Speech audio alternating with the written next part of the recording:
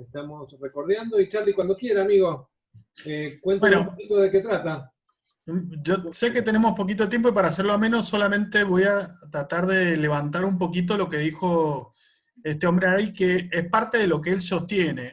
Harari en línea muy general, muy rápida, se lo sostengo. Él entiende que toda la construcción humana es un artificio o un armado de los grupos de poder. Entonces, en esa línea sigue pensando y armando esta reflexión que hace, ya centrándolo al problema del coronavirus, ¿no es cierto? Yo lo he podido separar en 4 ideas principales, o 3, que son básicamente el dilema es mundial, enfrenta a todos a una crisis global. Segundo, las decisiones que salgan de acá, que ya van a quedar instaladas para el futuro, y lo que generen esas decisiones, o la toma de esas decisiones, que se ha hecho bajo un manto de emergencia. Bajo esos 3 conos del razonamiento es que vamos a tratar de disparar lo que sigue.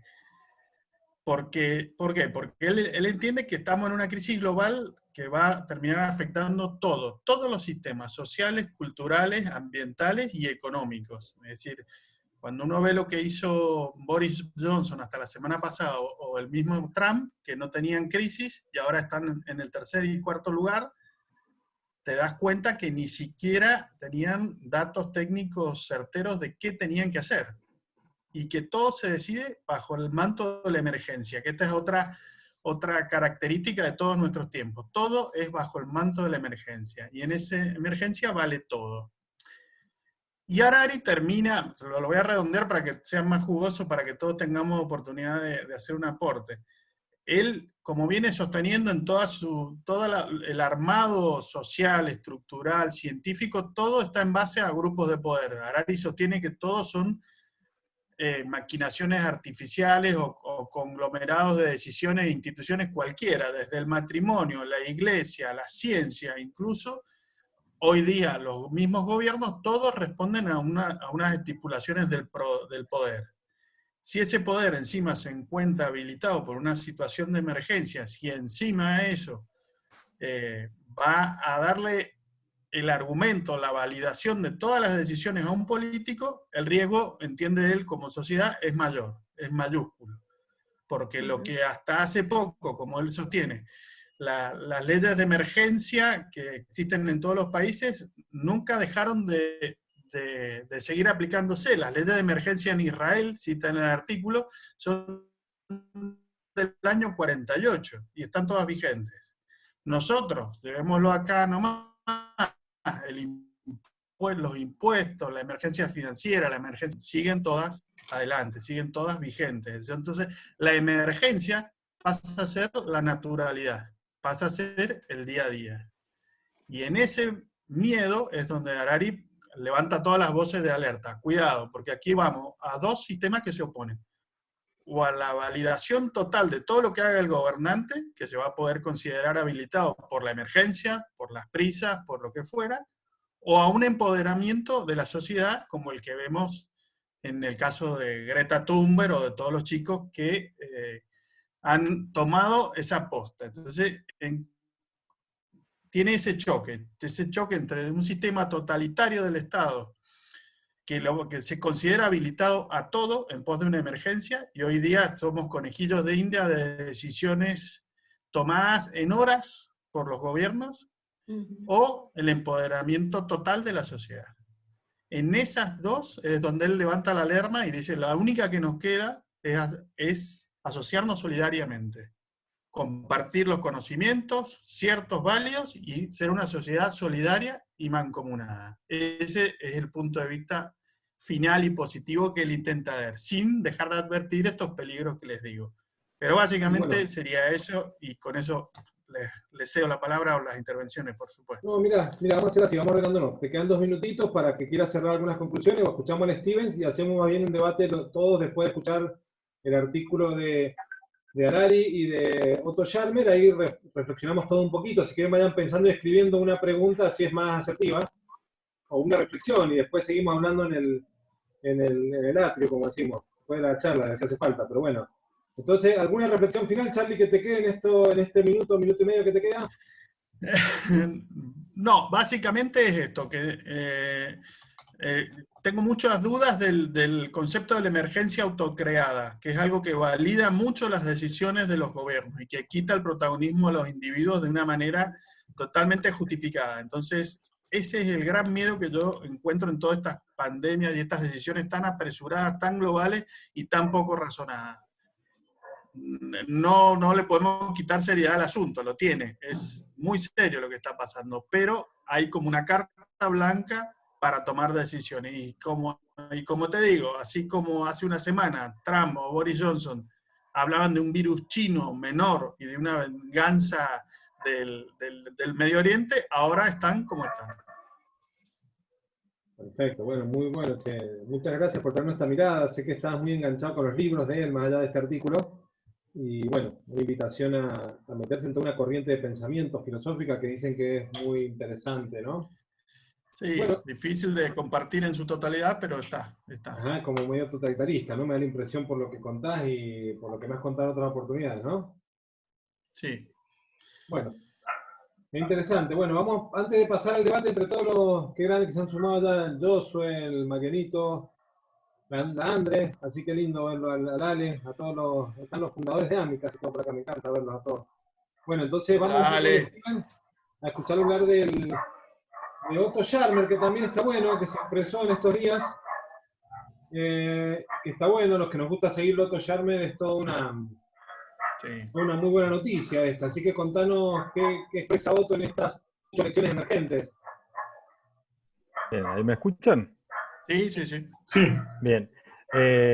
Bueno, acá Otto, para los que no lo conocen, Otto es un profesor de economía del MIT con una base un poquito disruptiva desde el punto de vista de la conciencia, está trayendo toda una visión eh, más holística acerca de la intervención humana en la economía. Entonces, hace estas 8 reflexiones sobre lo que está observando en el entorno económico y social en este momento. La teoría que desarrolla Otto Scharmer se llama teoría U y se basa en 3 disrupciones bien marcadas, que es la disrupción a nivel individual del ser humano, su separación con el espíritu, la disrupción colectiva, económica, ¿no? Esta separación, estas grietas que hay en el mundo, y por otro lado la disrupción a nivel ambiental. Entonces eso básicamente es lo que trata el punto de vista de Otto, como para entrar eh, en su cabeza en este momento. Y parte de lo que ve desde este lugar, a ver, quisiera seguir para combinar un poco con lo que nos expresaba Carlos. Lo que ve, lo que acaba de expresar Carlos es esta parte de arriba, digamos. Es primero la negación, como mencionaba Carlos, ¿no? Con esto de como vemos cómo ha actuado Trump, cómo ha actuado Johnson en Inglaterra. Primero con una negación, echando las culpas, mirando al otro, apuntando con el dedo y sin tomar decisiones fuertes, con una cierta ausencia, digamos, en la toma de decisiones. Desde el punto de vista de Trump, inclusive hasta actuando en forma no ética, se opuso a un presupuesto para comprar con la fábrica Roche estos kits para detectar el virus, quiso pagar sumas a un laboratorio Al para laboratorio sumas Yankee, sí. catastróficas, digamos, Sí, sí, sí. para conseguir la vacuna, ¿no? Conseguir como la exclusividad de una vacuna. Entonces, este tipo de cosas que te generan esta incomodidad con el resto del mundo. Y esa manipulación, el abuso, y que esto lleva a la destrucción. Si vemos en el diario de hoy, digamos, lo que está declarando el mayor de New York es que cada 3 días se duplica la cantidad de casos en Nueva York. Es decir, que han actuado tarde, hay todo un problema desde este lugar, desde la ausencia y desde esta bola de nieve que se hace cuando actuamos desde la ignorancia, con la mente cerrada, con el corazón cerrado, con esta apatía sobre lo que puede llegar a ocurrir y con este miedo y la desconfianza, llamando el virus chino, ¿no? Como que ellos nos están atacando y este tipo de cosas que generan mucho distanciamiento. Por otro lado, hay otra forma de actuar, que los voy a atar con el otro gráfico que me pareció muy ilustrativo, donde acá vemos en estos 2 ejes, primero la respuesta del gobierno en cuanto al tiempo, una respuesta con mucha intervención del gobierno, como ha sido con China, ¿no? El gobierno chino tuvo una intervención fuertísima, cerrando no solamente la entrada y la salida a Wuhan, sino que también controlando a cada uno de los habitantes con cámaras, ha sido como muy forzado todo y mucho control, mucha intervención del gobierno. Y en el otro espacio está Estados Unidos, con muy poca intervención del Estado, y también en este eje horizontal es la conciencia ciudadana. Poca conciencia ciudadana y poca intervención del Estado, del gobierno. No sabemos en qué puede llegar a terminar, si esto no, si estamos a tiempo todavía para que haya un camino hacia arriba. El ejemplo ideal es este ejemplo de Sur Corea, de Hong Kong, de Taiwán, de Singapur, donde hubo un mix tanto de la intervención del gobierno como de la conciencia ciudadana. Esto es lo que Otto menciona como mucho más efectivo, donde las personas no fueron obligadas a esta cuarentena. Las escuelas se cerraron por 2 semanas nada más, pero fue porque hubo, al ser países muy pequeños, fue más fácil controlar el ingreso y la salida, fue muy inmediata la acción, se informó, hubo mucha transparencia en toda la información que se compartía con la ciudadanía, y fundamentalmente lo que nos regala Otto es que esta mirada también desde el confucianismo, ¿no? Estos países están muy impregnados con esta filosofía de Confucio, donde la educación, digamos, los mejores exponentes de la educación, los mejores estudiantes, los llevan al gobierno y no al sector privado, ¿no? Hacen una apuesta muy grande en la educación y la gente más inteligente la llevan al gobierno.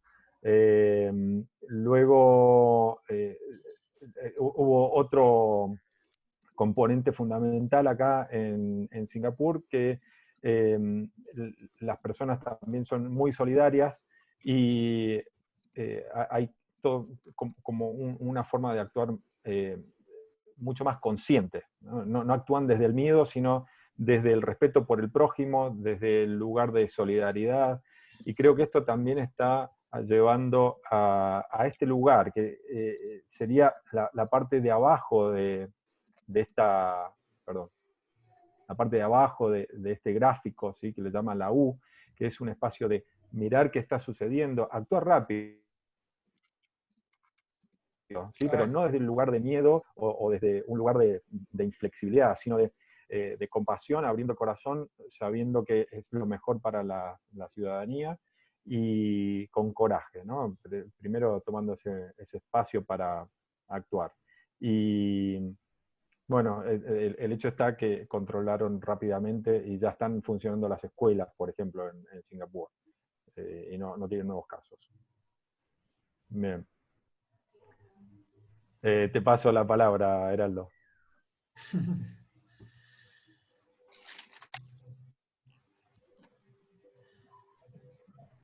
No, ahí está. Lali, te quedaste mudo. Mi máquina Ahí está está. sufriendo mucho estas sesiones continuas de webinars, parece. Y bueno, bueno, interesante. Sé que todos los que están acá los conozco, deben estar con muchas ganas de opinar, ¿no? Vamos leyendo algunas, dos miradas interesantes, complementarias y sustitutas incluso, porque me parece que más allá que nos genera un poco de fanatismo, me gusta a mí, obviamente me gusta, con Otto ya me estoy más familiarizado con su filosofía, y con Harari es interesante escucharlo de un lugar que justamente Otto nos pediría eso, la escucha activa, inteligente, no me opongo, al contrario, ¿qué tiene para decirnos? Y acá salen cosas interesantes, pero cargadas de proyecciones futuristas que hay que hacer, y yo creo que hay un mundo que puede convivir, van a convivir estos dos mundos de alguna manera, que de las dos curvas, y es interesante acá la teoría del bucle que alguna vez hemos trabajado. No sé si el grupo de los ULab lo tiene más claro. ¿Tenés por ahí a mano algo para que pensemos? Le damos primero la pregunta, pará. Acá dice, el Luquitas pregunta qué piensan del simulacro 201 que se hizo hace 6 semanas antes de la aparición del COVID-19. ¿Querés contarnos algo, Lucas? ¿Vos tenés algo claro de eso? Yo no tengo idea qué es. Yo tampoco. ¿Vos, Lucas, estás en mano con este tema? Ahí estoy. Estoy activándome. Estaba hibernando. Bien. Sí, es como... el enano. Es como, digamos, una visión. Bill Gates hace un evento anual, no sé si saben, la fundación de Bill Gates, en la cual convoca líderes políticos, económicos del mundo y le plantea desafíos, ¿no? Se ha filtrado una información que el último desafío, que fue en octubre del año pasado, planteaba un poco lo que Steven estaba planteando, ¿no? La curva hacia arriba del miedo, ¿no? En la cual se planteó un caso muy similar a como se está dando la evolución de la pandemia. Un simulacro de 18 meses de pandemia mundial, donde tenían que tomar decisiones los líderes en relación a lo económico, a lo social y a la vigilancia epistemológica centralizada, que es el modelo chino, digamos, que también planteó Carlos. Entonces, bueno, paradójicamente esta experiencia como que se va replicando en lo que viene pasando en relación a la pandemia, es decir, es como si el ensayo, como si la prueba la hubieran hecho en octubre, noviembre del año pasado, y a las 6 semanas empezó la pandemia, y se están siguiendo acciones similares que tienen que ver con lo que plantearlos en el primer texto que leyó, que estaba en el grupo, que yo también lo leí, que era esta generación un poco de miedo y de un descontrol global para que corporaciones y gobiernos tomen el control. Entonces, lo significativo de este ensayo es que se está dando muy similar al ensayo que hizo esta experiencia liderada por la fundación de Bill Gates, donde la diferencia era que la pandemia no se generaba desde el murciélago, sino desde el murciélago al cerdo. La única diferencia, el resto es idéntica. Aparece entre ¿Creer o reventar? Claro, y es interesante lo que plantea Harari, esto de que si no dejan, en los países que se usó un poco más sistemas de control mucho más invasivos, tecnológicos, muy eficientes, y abren la puerta para que queden instalados, decía él. Y no sé qué entendiste vos, Charlie, de eso cortito, así no se nos hace, mira, ya se nos están haciendo las 23, pero ¿qué opinaste de eso? Mira, él propugna justamente este debate que tiene estas dos antinomias totales. Va a ser o el control absoluto de una sociedad totalitaria, como puede pasar, y lo plantea desde el punto de vista más académico y catedrático que se pueda, ¿no es cierto? Él dice que la gestión de la pandemia se ha dado también en China, en Sudcorea y en estos países orientales, porque justamente hay muy poco respeto a la protección de datos personales, al individuo. Hay un sometimiento a la autoridad crucial, cosa que estamos viendo todo lo contrario en los otros países. Italia y España no es que tengan una mala infraestructura, pero sí tienen una relación con el poder y una protección de la persona, del individuo y de la participación muy diferente. Entonces, ¿cuál es el sistema eficaz a la hora de enfrentar una emergencia? También él plantea esa duda. Eso también lo abro para todo el mundo, porque estamos gestionando una emergencia. ¿Qué sistema ha funcionado mejor? Ahí lo dejo. Yo creo que el sistema que funcione mejor lo vamos a ver incluso con el tiempo, y también va a tener visiones subjetivas de calificación. Eso creo que va a ser muy difícil lograr una unicidad. Acá hay una inquietud, o sea, sin duda hay que esperar tiempo y ser abiertos de mente a tener la visión del de enfrente, porque acá hay gente que va a leer que está bueno, cosas que salieron mal, y gente que va a leer que está mal, cosas que salieron bien. Me interesa un poco el tema de, bueno, acá la Gaby nos hace algunos aportes, algunos comentarios. Es preocupante la vulneración del derecho que puede abrirse en el afán de control. Perfecto, un poco lo que contaba el Charlie recién. Habla de ciudadanía responsable y solidaria hacia el comienzo global del camino. Sin duda, Gaby, ese es uno de los grandes desafíos, ¿no? Y que pone un poco estos dos modelos: el ciudadano empoderado, con información, con confianza en él, o es una persona que subestima a la ciudadanía y la controla y la protege con otro poder, ¿no? ¿Querés hacer alguna reflexión de eso, Gaby?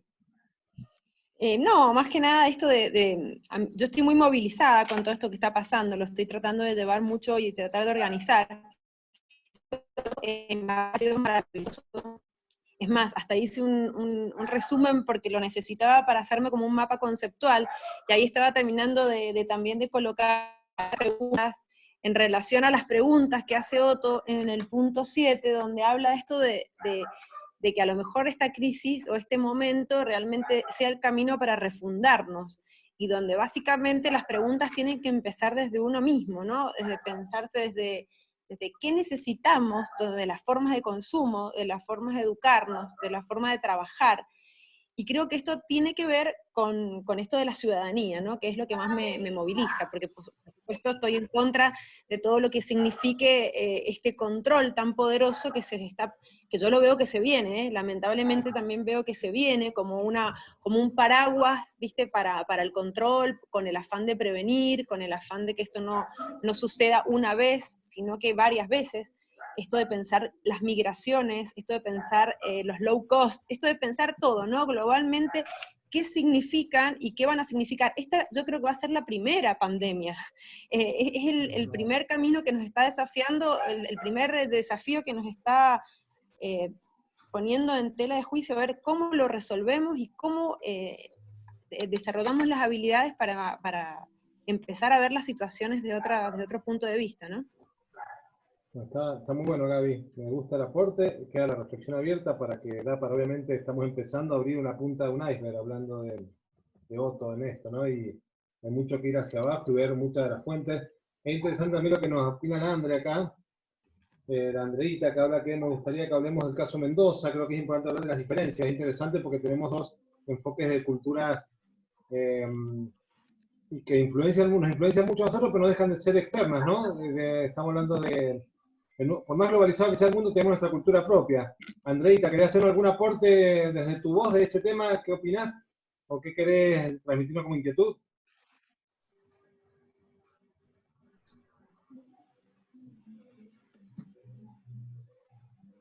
¿Escuchan ahí, chicos?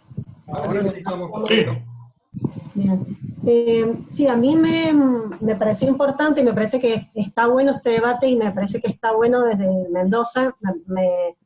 No sé si es porque soy mendocina, estamos llenos de mendocinos, creo que somos ejemplos. Incluso yo estuve en un grupo, no sé si los que están en el grupo de empresas B, si están acá, pero porque en realidad yo no escribo mucho en el grupo, pero la verdad que me resultó interesante para nosotros como comunidad, que venimos liderando justamente esto del impacto, desde lo que se hizo con Mendoza más B y un montón de otras cosas que estamos haciendo, del ejemplo. Yo creo que lo que dijo la Gaby recién, bueno, todos volvemos sobre el mismo tema, pero de esto para mí es un tema cultural, y Mendoza lo muestra permanentemente en varias cosas, y no por eso estoy diciendo que somos mejores o peores, sino que creo que el tema de respetar las reglas, el tema de comunidad, que nosotros sí lo tenemos, que el gobierno mendocino demostró que se puede hacer una diferencia. Puede ser que algunos no estén de acuerdo, que se vea que reducir el 50%, a 50.000 pesos, lo que fuera, pero hicimos la diferencia, mostraron la diferencia.